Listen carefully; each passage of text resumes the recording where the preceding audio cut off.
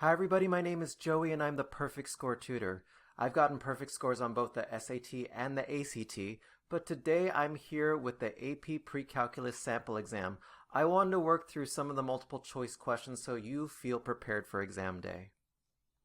So here we're going to start off with part A, which gives you 28 questions that are to be done without a calculator. You get about 80 minutes to do this, which is almost 3 minutes a question, which I don't think you need that much time. Let's see how long it takes for me to get through this. So we're given a polynomial function like this. So usually when you're given a polynomial function, I do a line test. I find my critical values when I set the equation equal to 0. So it's going to be 0, 4, and -2. Now, a lot of teachers teach you to plug in numbers in the intervals, which is a perfectly valid method, but what I like to do instead is I like to do a sketch of the graph. This is a negative cubic function, meaning it's going to go down to the right.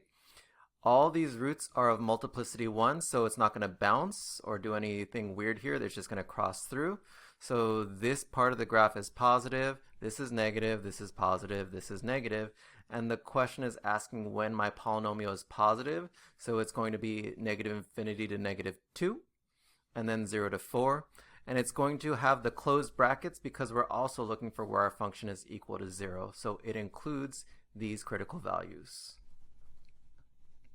Question 2, we have a function. So this is not 9.25, it's 9 times 25, so this is going to be our starting point, and that's going to be our rate of change or our exponential growth, so which is in x equivalent form. Okay, so they're asking us to do some manipulation with our numbers. So look at the base is in terms of 5, so 25 can be written as 5 squared. 5 squared to the x, when you have a power to a power, that can be rewritten as 5 to the 2 times x. So this looks correct here. Yep. So it's that one. Question number 3. Let's see, we're given this graph. And then it says the figure shows the graph of the function f, the 0, and the extrema for f are labeled. And the points of inflection of the graph are labeled. Let A, B, C, D, and E represent the x-coordinate at those points. Of the following, on which interval is the graph increasing and the graph concave down? Okay, so when I see this, I try to draw my own picture. So increasing can look one of 3 ways. Increasing can look this way, increasing can look this way, increasing can look this way. In this version, it's increasing concave up. This graph here has no concavity, and this would be increasing concave down. So we're basically looking for anything that looks kind of like this weird R shape. So from A to B, that works. And then, okay, that's basically it. It's just A to B, right? A to B matches this increasing concave down shape. We have this even degree polynomial. For those of you who are curious, this is called a sextic trinomial. Anytime you have an even degree polynomial, that means your end behavior is going to either be up, up, or down, down. So this one is going to be up, up because we have a positive leading coefficient. So how do we say up, up? We say the limit as x approaches -infinity would be positive infinity, so not this one. And then we say the limit as x approaches infinity is equal to infinity. So for those of you who are curious, this thing over here is just saying as we go to the left, and then this thing over here is saying we're going up. So this is saying as we go to the left, we go up, and then here, this is saying as we go to the right, we go down. So the correct answer is B. Let x and y be positive constants, which of the following is equivalent to this thing. So we have the rule that if we have a coefficient in front of our log, we can rewrite the coefficient by bringing it to the exponent of the argument. The argument is the thing inside the log. So then if we did this here, we get ln of y to the 3rd power. So the y is cubed, the x is squared here. Furthermore, if you have 2 logs being subtracted from each other, you can condense them into a single log. Okay, single log of x squared over y cubed. So the correct answer is A. Do not do the mistake that I see some students do, and they rewrite it as ln of x squared over ln of y cubed. This is not correct. It condenses into a single log. We have a polynomial here. Which of the following describes the zeros of p? Well, let's go ahead and try to factor this. If we were to try to factor this, this would be x, what is this, minus 5, x plus 3. That's correct, yeah. So then here, if we were to combine the x plus 3's, it would be x plus 3 squared x minus 5. So we have 3 solutions, but only 2 of them are distinct. That's where the trick is here. So we do have 3 real solutions, but they're not distinct. It would be A. And then just for further conceptual stuff, even though it's not a part of the question here, this graph would cross at -3. It would cross at +5. It goes up to the right because it is a positive leading coefficient. And then here at -3, it's going to bounce, right? A root of multiplicity 2 bounces. Question 7, we have a rational function with a vertical asymptote at -5. That tells me in my denominator I'm going to have some sort of x plus 5, right? Because a vertical asymptote occurs when your function is undefined, and your function is undefined when you have a 0 in the denominator. So this is not true because this would have a 5 that would make it undefined. This is possible, this is not possible, and then this is possible. And so then when we look at an answer choice like B, right, we have the x plus 5 on top, x plus 5 on bottom. This would cancel out. So even though the function would be undefined, when you have the factor that cancels out the top and the bottom, that's either called a hole or a removable discontinuity. So that's why it is not B.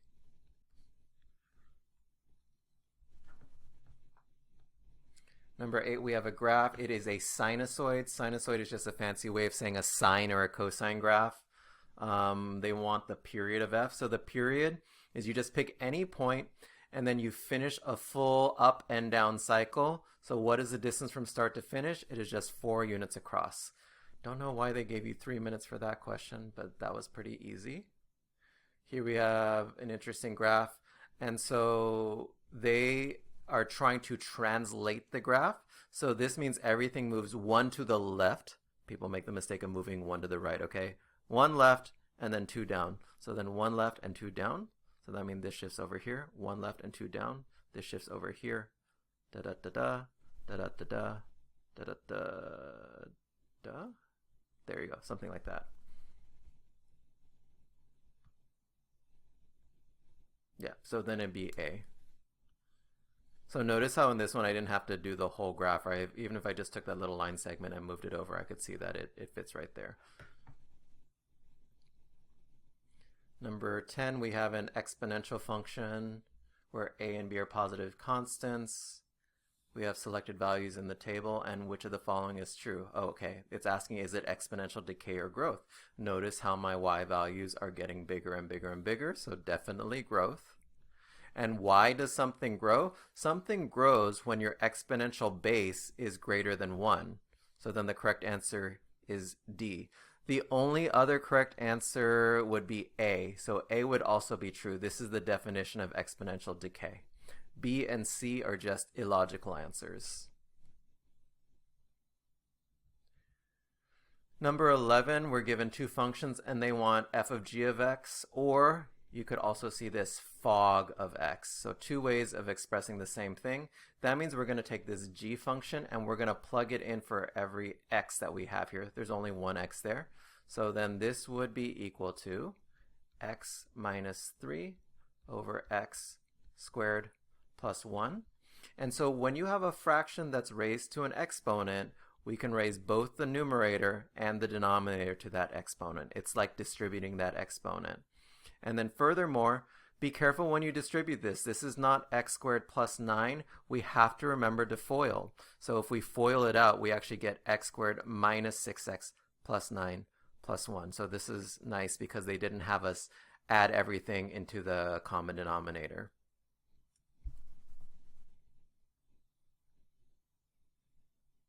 The table shows the values for a function g at selected values of x. Which of the following claim and explanation statement best fits these data? Are they linear or quadratic? Okay, so for linear, what we want to do is we want to check first that the x's are evenly spaced, which they are, and then we're going to look at the size of our jumps here. So from 53 to 78, that's going to be a 25 unit jump. This is going to be a, what is that, 19? This is going to be a 13. And this is going to be a 7. Aha. So if the jumps were of constant size, then that would be linear. So then this is a quadratic function, because if you look at the change, the second degree of the change, right, the change of the change is constant. So which one says the change of the change is constant? Because the rate of change, no, the rate of change over input values is constant. That's for linear. So then G would have been true if it were linear. So then the best answer would be D here. The change in the average rates of change are equal, aka the change in the change is also known as the concavity of the graph.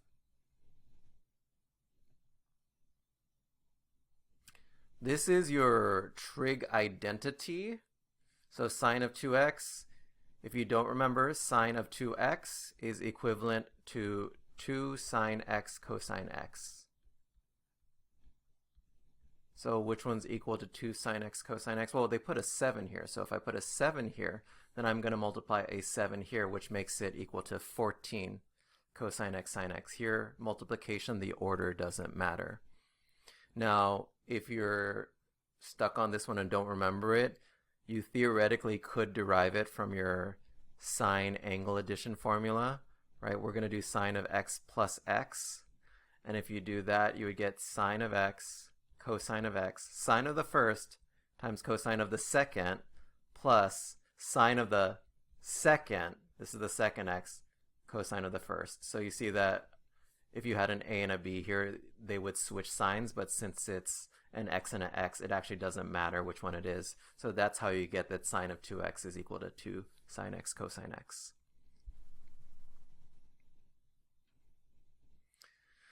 The function g has the property that for each time value the input values double, the output values increase by 1. Okay.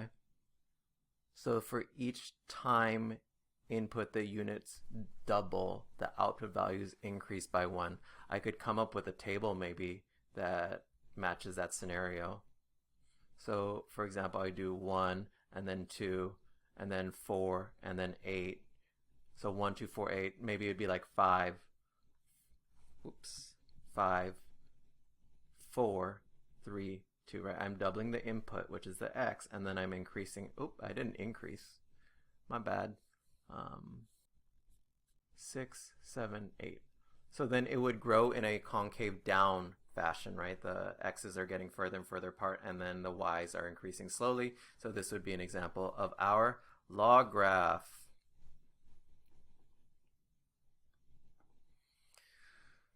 We have our complex plane over here. So our complex plane, this is not tested on AP Calculus for whatever reason. So this is the real numbers, and then the imaginary numbers go up here. The point 33 is here.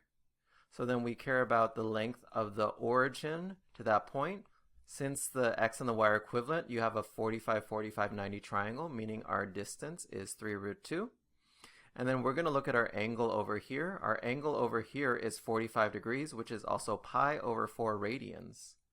So then which one has 3 root 2 and pi over 4 radians? This one, right? This represents our magnitude, and then this represents our radians. So then if we want to make this into a triangle over here, what we can do is think about how we split up any right triangle.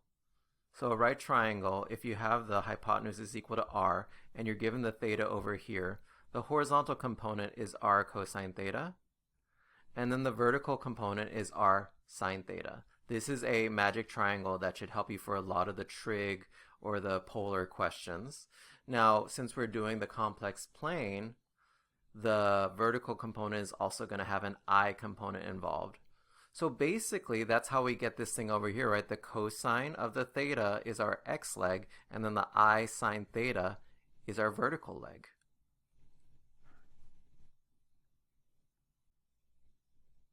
So in question 16, we're given a circle centered at the origin with an angle of measure theta in the standard position. So it looks like a unit circle over here, but then if you look over here, this is the 0.5 comma 0, so that tells us our radius is 5. And so this is 5 over here. So notice that this is an obtuse angle, but in trig you can use this as a reference angle. So this is going to be a reference angle. And just like kind of how we split up the triangle in the question before, this horizontal leg would be 5 cosine of theta because it's the horizontal leg, and then this vertical leg would be 5 sine theta. So then the question tells us that point P and R lie on the circle, the coordinates of point P are x comma y. And then it says the coordinates of R are x comma negative y. Which of the following is true of sine theta? So sine theta is always, I don't want to say always, but typically corresponds to the y value, so it's going to be either C or D. And then it says sine of theta is negative y because it is the ratio of the vertical displacement of R from the x-axis to the distance between the origin and R. So notice that this is just a fancy way of saying the vertical leg, and this is just a fancy way of saying hypotenuse. So answer choice C gives us R, answer choice D gives us P. Which one were we asking for? Well, this theta puts us in quadrant 2, so it's telling us to answer for quadrant P. So then it'd be answer choice D. Now if C were true, then the theta would have gone all the way from quadrant 1 to quadrant 3. So it would have been something like this. That would have been the theta.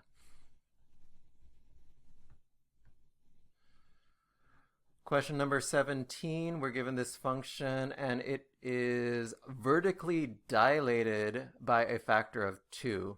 So if we're going to vertically dilate something, that basically means we're going to take the f of x and we're going to double it. So if we're going to double f of x, that means we're going to double everything in this function. So it should be a 6, a 4, and a 2. This is a 6, a 4, and a 2. Yes, that's going to be B then, because this is a multiplicative transformation, timesing by 2. Let's see, look at some of these other ones.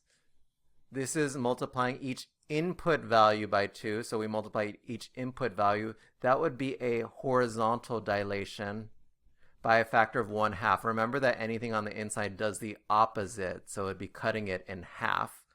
This is an additive transformation that would shift it left. Shifting is also known as a translation. And then this is adding 2 to f of x. This would be up then. This would be a vertical translation. Number 18, let's see what we have here. They want f of g of x, so this is not too bad. So if they want h of 0, that'd be f of g of 0. What is g of 0? So we look at here, and then g of 0 would be this value. So then we want f of 1.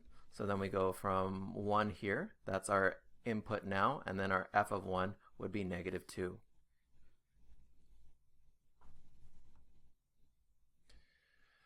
Number 19, ooh, this one. So I see a -4 on the inside, so that's a translation right by a factor of 4. And then, like I said a second ago, if we multiply by 2 on the inside, it'd be a dilation of a half. So A and B are your trap answers.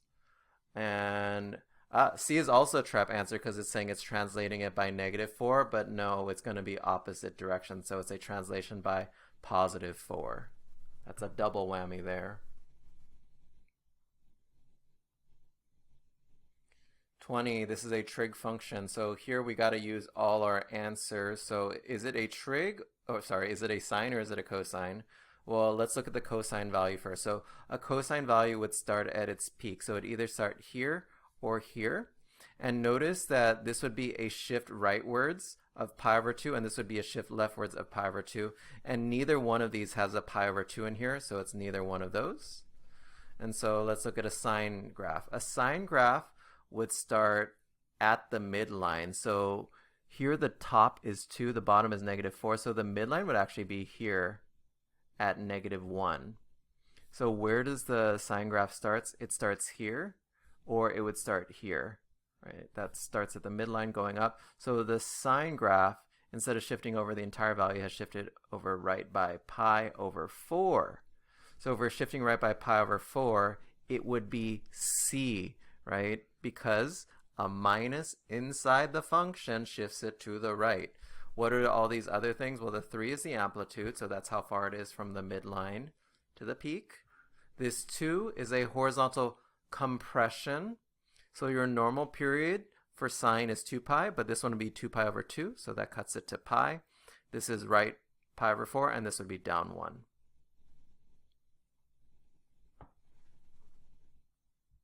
Let f be a rational function graphed in the xy plane. Consider x is equal to 1, 7. The polynomial in the numerator has a 0 at 1, so I'd have an x minus 1 on top, and does not have a 0 at 7. The polynomial in the denominator has both zeros at x is equal to 1 and x is equal to 7. The multiplicities of the zeros at 1 in the numerator and the denominator are equal. So that means this could be like a 1 and a 1 or a 2 and a 2. I'll just leave the 2 and a 2 here for now. Let's see. So A, the graph has holes at both 1 and 7. No, it wouldn't have a hole at 7 because there's no x minus 7 in the numerator. The graph has an asymptote at 1. No, because these would make the hole, right, when you have the same factor in the numerator and the denominator. It does have a hole at 1 and then an asymptote at 7. This one's true. And then this would not be true, right? Because then there would be an extra x minus 1 in the denominator. We have a function here. I'm looking at my answer choices. These two are linear, and then these two are exponential, and then this one would be decay because my ratio is less than 1, and this would be growth. And so we got to see what this one is. Without even looking at the question, I can figure out what they're asking, right? So this goes up by 10. This goes up by 15. This goes up by, what is that, 22.5. So I can see that this would be a type of exponential growth. I got to make sure that my months are consistently going up, and they are. So then without even reading the question, I'm pretty sure it's D. Let's just double check though. It's a new musical group on social media. Well, okay, that kind of makes sense, right? Social media tends to grow exponentially also.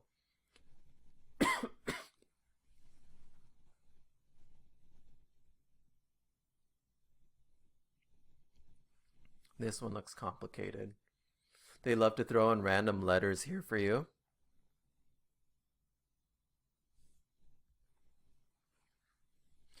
They say A and B are non-zero real constants, so that doesn't help because it could be positive or negative. Each of the roots of k has a multiplicity of 1, okay. And then in the xy plane, the x has an intercept at this point, so that's one of your roots.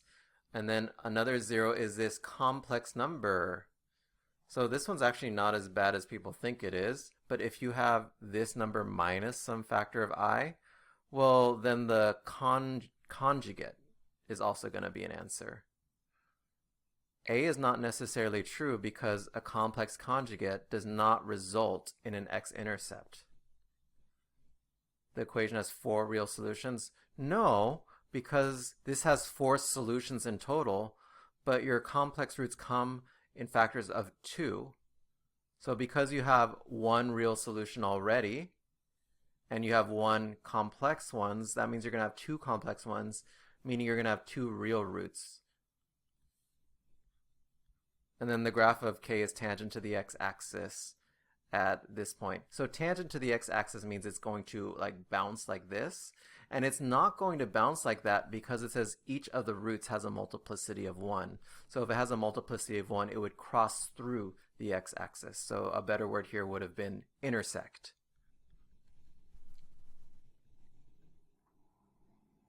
So you're given this expanded log form. In the xy plane, what are all the coordinates of the points of the intersection of f and g? Okay, so then we can simplify f using the addition property, right? When you take 2 logs and add them, it's going to be x minus 1 times x plus 3. That's condensing into a single log. And then we're going to set it equal to g, right? That's how we find a point of intersection. So this is going to be log of x plus 9. So technically we can cancel out the logs, but just to reinforce the notion that if it's a common log, raising both sides to base 10 cancels out the log. So then on the left side, I can FOIL out the left side, so it's going to be x squared plus 2x minus 3 is going to equal x plus 9. If I move everything over to the left-hand side, that's how I normally solve a log. So it's x squared plus x minus 12 is equal to 0. And then this is going to be x plus 4, x minus 3. So then I get two roots, right? So I'm going to get -3 and -4 and +3. Now, a lot of students are going to choose C, but this is a type of trick that happens on the AP Calc, AP Pre-Calc, SAT, ACT. We got to check for our domain. Remember that your domain for log functions is only valid for numbers greater than 0. So if you plug in -4 is not even going to work in these equations. So technically you could have gone backwards and plugged in your answers, right? And so the correct answer is just A, 3 only. So remember to check your work. What are all the values where this equation is true? So what a lot of students are erroneously going to do is they're just going to divide everything by sign. Do not divide by anything that has a variable in it because you're going to lose those solutions. So instead we're going to say 2 sine squared of theta. We're going to plus the sign over and we're going to set it equal to 0. Anytime you see something with a quadratic, you probably should set the other side equal to 0. Then here we can factor out a sign from this equation. When we factor out a sign, we get 2 sine theta plus 1 is equal to 0. And so now we set each of our factors equal to 0. So the first one is where is sine of theta equal to 0? If you draw a quick sketch of the unit circle, sine is the y value, so it equals 0 here and it equals 0 here. So that's going to be 0 and pi. And then the other equation we're going to set equal to 0, so you get 2 sine of theta is equal to -1. So then we're looking for where sine of theta is equal to -1/2. Sine of theta is negative in quadrants 3 and 4. So which of these has answers in quadrants 3 and 4? It would be B.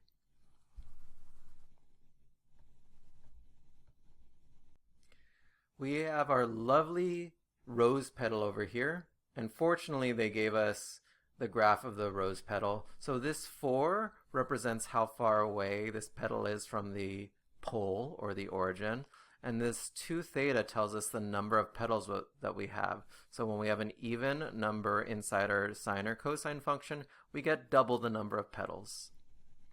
So they gave us A, B, C, D, and E. If the domain of f is restricted to 0 to pi over 2, the portion of the graph given consists of 2 pieces. One of those pieces is the portion of the graph in quadrant 1 from C to E. Which of the following describes the other remaining piece?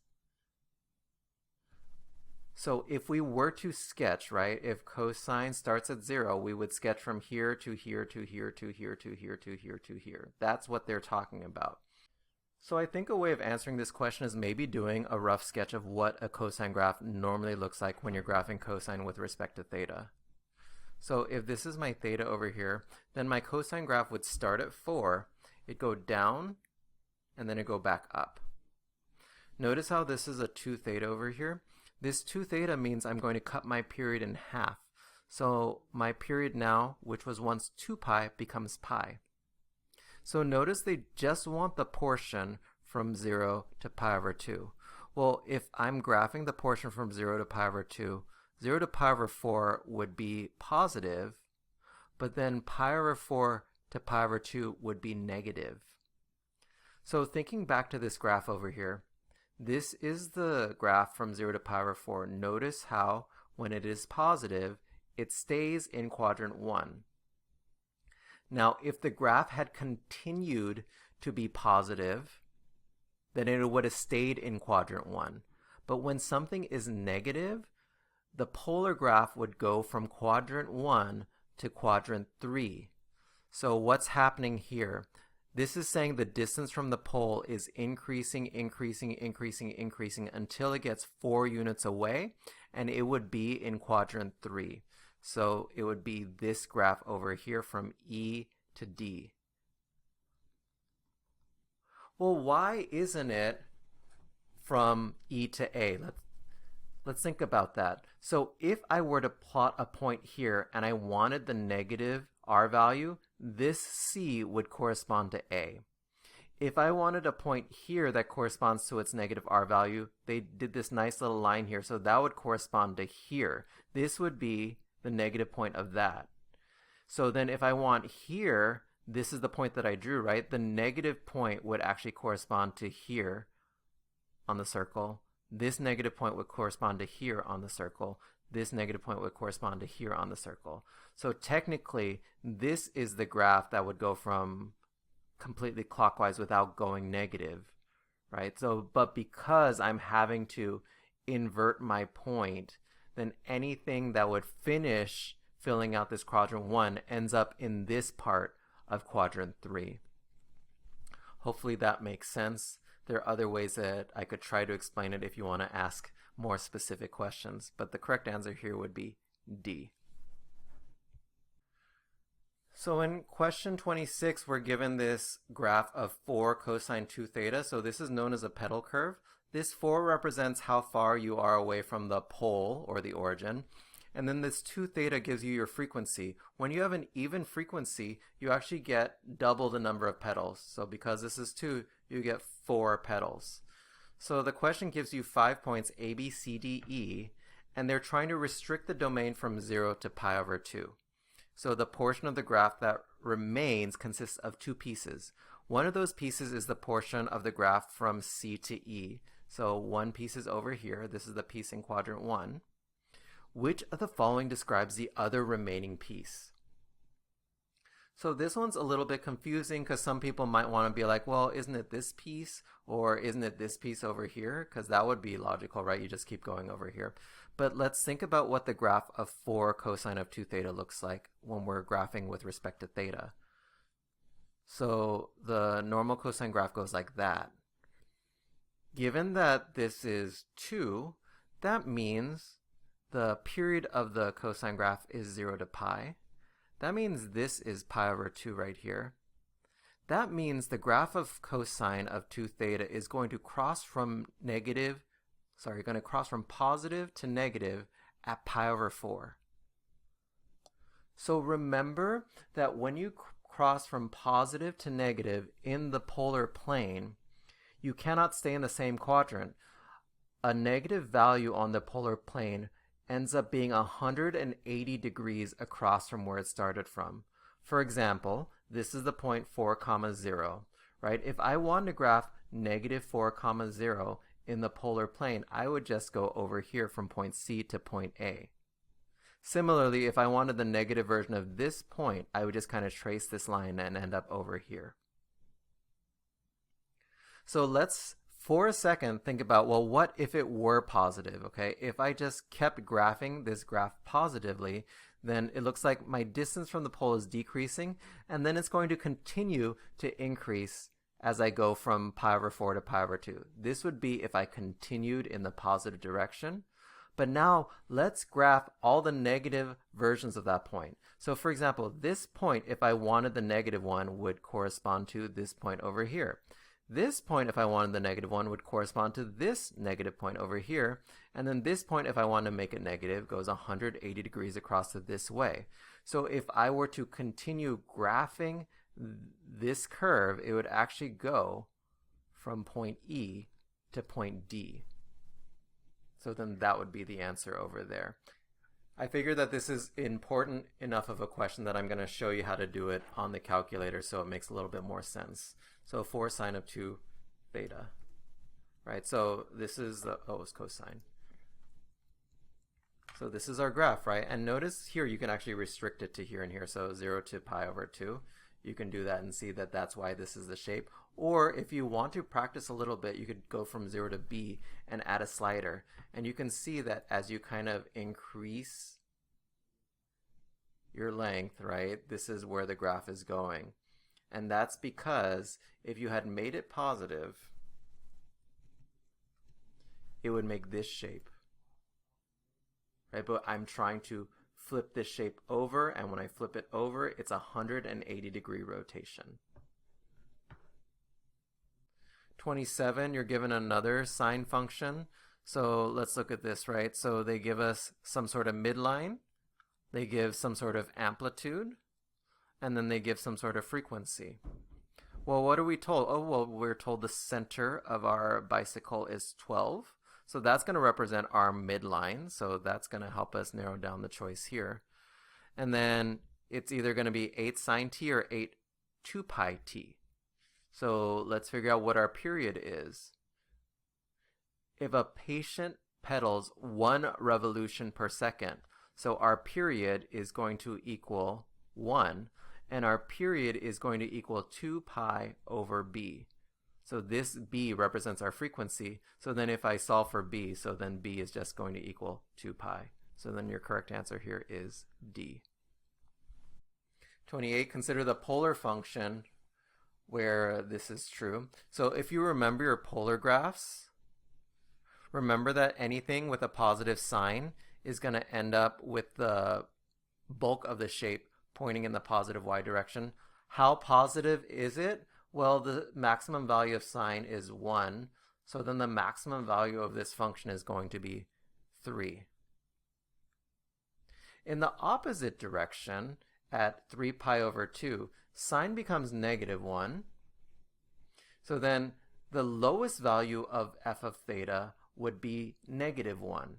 Well, that's going to occur at sine of 3 pi over 2, but I can't graph a negative 1 right here, right? So then the negative 1 actually goes here. So the graph of this function is actually a limacon with an inner loop.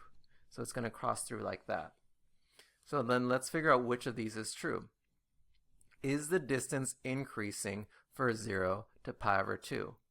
Well, at 0, if I plug in 0, sine is 0. So my distance here is 1.